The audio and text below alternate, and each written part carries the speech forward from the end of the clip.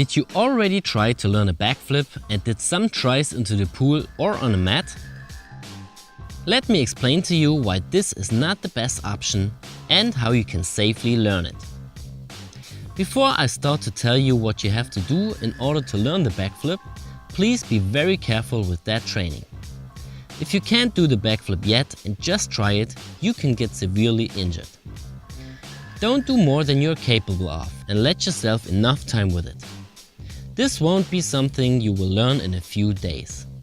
For the most people it will take several weeks or even months. Alright, let's first take a look at the backflip and what is important to do it correctly.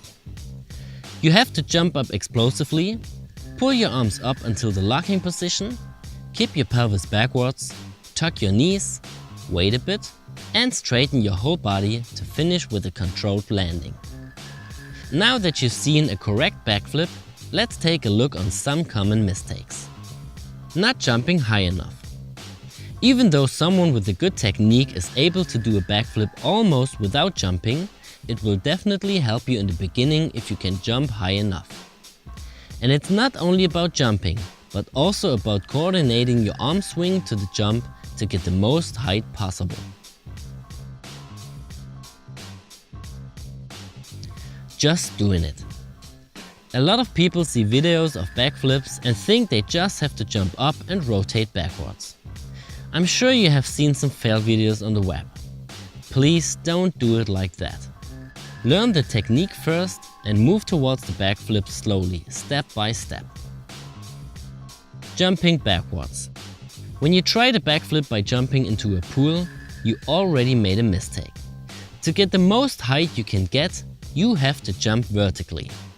The more you get away from a straight jump upwards, the more you lose height. If you jump backwards into a pool or on a mat, you have to jump backwards, which gives you less airtime for your rotation and less control of your landing. Throwing your upper body backwards. Sometimes people think it's just about skidding the upper body backwards to get momentum. Well, it's one way, like you've seen it with the non-jumping backflip.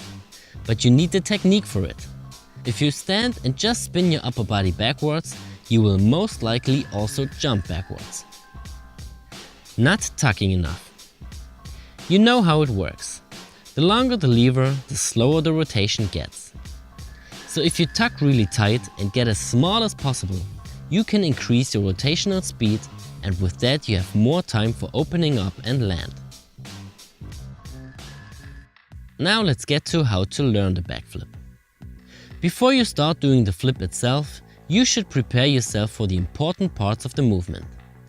This means you should practice high jumping with and without swinging the arms, locking the arms correctly, tucking explosively, compressed tucking for holding against the rotational forces, the right body alignment in the takeoff, and the landing. High jumping is explosive leg strength. So you should try to accelerate your body as fast as possible on the way from your squat until you leave the ground.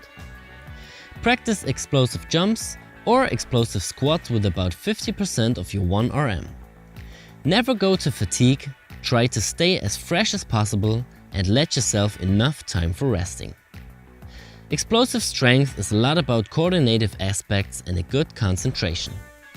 If you are tired, you won't be able to get all out of it. Perform jumps with, but also without the support of your arms.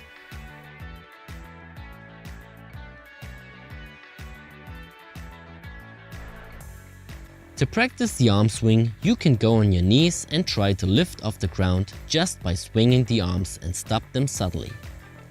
The faster you stop them, the more momentum gets transferred to your body and the higher you will lift off the ground. You can also do this exercise in a standing or in a sitting position. Standing makes it a bit easier, sitting makes it harder. To practice an explosive tuck, you start by lying on the floor with your hands next to your hips. Now you initiate the move with an explosive shoulder flexion, stopping the arms somewhere above your head and use the momentum to roll backwards. Make sure you keep your head touching the ground all the time.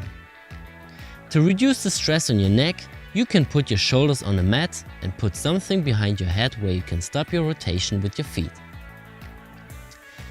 For the compressed tuck, you can do a tuck lying on the ground. Try to move your ears between your knees. If you reach the furthest point, try to tuck even a bit more. Hold your arms next to your body, parallel to the ground, and hold the position for some seconds. Another exercise is the sitting leg lift, which we already explained in our 2 underrated exercises you should be doing video. If you feel you get better and want to step it up, you can also use resistance bands to increase the intensity of this exercise.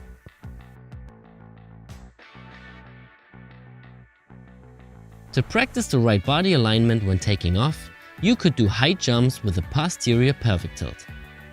With that, you should jump a tiny bit forward and start rotating a bit backwards.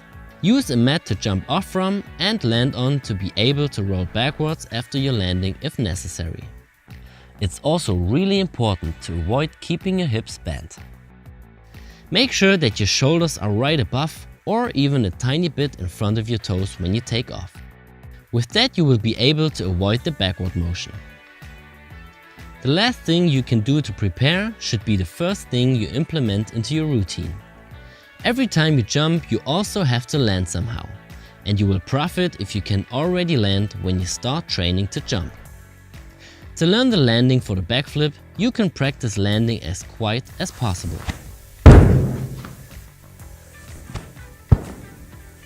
Try to not land hard, but to smoothly decelerate the movement.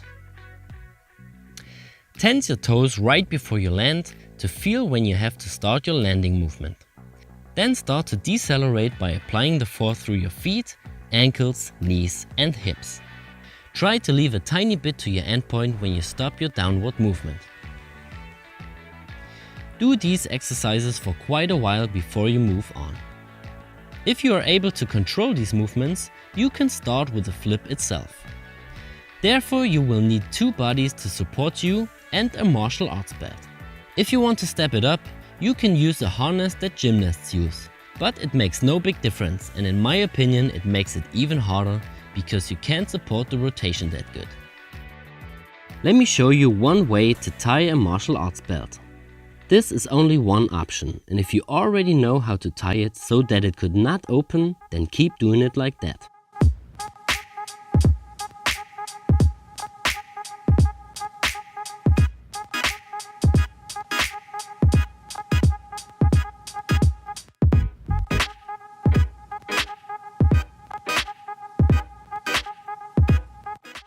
At first, do some test jumps without rotating. This is to test if your bodies can hold you and to give yourself some confidence for the rotation. To test the strength of your bodies, they have to hold you up for a second.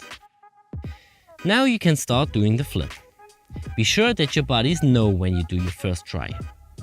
Make sure they choose a grip with that they can hold you and support your rotation. Grab the belt from above with your left hand when you stand on the right side if you want to support the rotation with your free arm, but then you can't rotate that far. Grab it from below with the other hand to have more range of motion, but without being able to support the feet.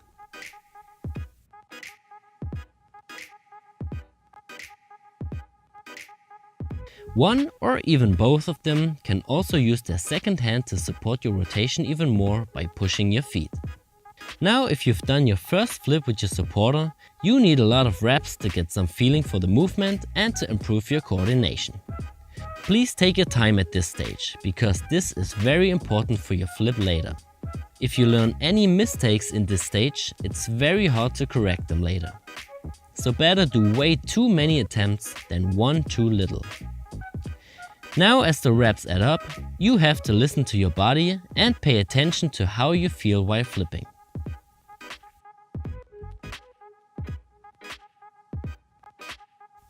If you feel that you get comfortable with the movement, your bodies can now reduce their support step by step. They can do this by just not pulling you up so hard. The next step of reducing the support is to grab the belt a bit looser until they don't support you anymore. They should still keep their hands on the belt in case you suddenly stop rotation in mid-air. which by the way happens to almost everyone at least once, but more likely several times. So be prepared for that. It's an important part of your learning phase and coordination improvement. If you manage to do a few hundred reps without any support, your buddies can now take their hands off the belt. From this stage on, you only need one supporter, who holds you at the upper back with one hand and can support your rotation if necessary with the other hand. The hand placement at the upper back enables your body to push you a bit forward when you jump backwards. In this way, you can get a very good feeling for the right position when taking off. With every step of reduced support, you will feel very uncomfortable and insecure. Don't mind, this is normal and will go away after a few reps. At every stage, it's important that you concentrate and focus on the right technique. Let your buddies also see this video so that they know what is important and what they should look at. Because they can really help you learning the flip if they can tell you what you did right and what you did wrong. If they aren't able to do so, just record yourself on video and watch it afterwards. To support and fasten up the learning process, you can do some mental training for the technique. This will boost your improvements quite a bit. But you shouldn't start with it until your buddies can stop supporting you. Because to make this work well, you need some imagination about what is going on when you do the flip. You need to be able to think about the single parts of the movement, how they feel, and what you exactly do when you do the flip. To train mentally, just get yourself in a silent surrounding, find a comfortable position, and close your eyes if you want. Now imagine the complete process of doing the backflip in your mind. Feel how it feels if you do it in reality, and do the complete movement in your head.